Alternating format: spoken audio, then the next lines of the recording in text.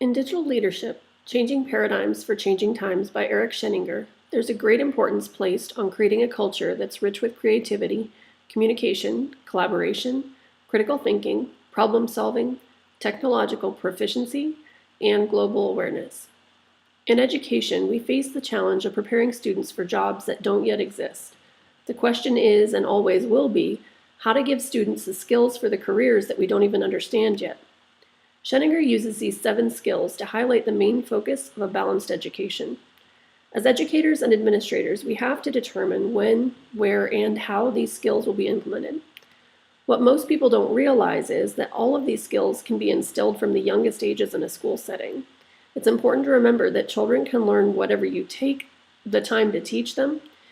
All skills should be taught according to the way in which students learn at any given developmental stage. The skills should continue to be taught throughout school with appropriate tasks to assist in building the skills at each level. For example, creativity with a preschool-age student could be an activity where they were asked to draw a creature of their imagination on a drawing tablet, whereas a high school student could be asked to create a 3D image of a magical creature using Adobe Illustrator. Both of these tasks have them exhibit creativity at their own developmental learning rate. One aspect of Sheninger's 7 essential skills that I find most compelling and least implemented in today's public schools is global awareness. There are definitely teachers that are passionate about instilling this skill in students, however, this is largely neglected.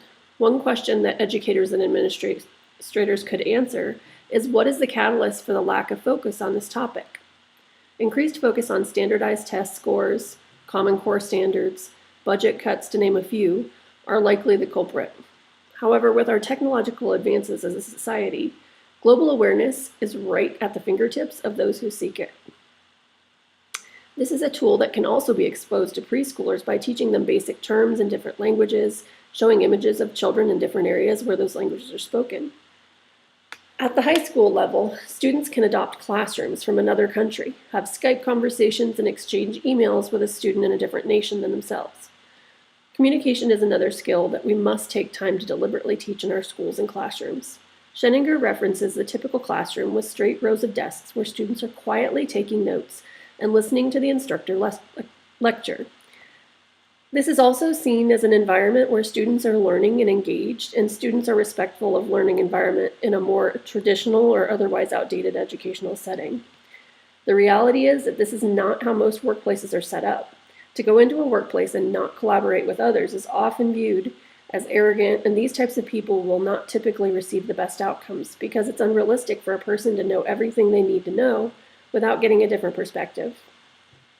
Ultimately, all of these skills are important skills in a workplace, in developing a well-rounded view on how to handle situations in life and prepare students for their futures.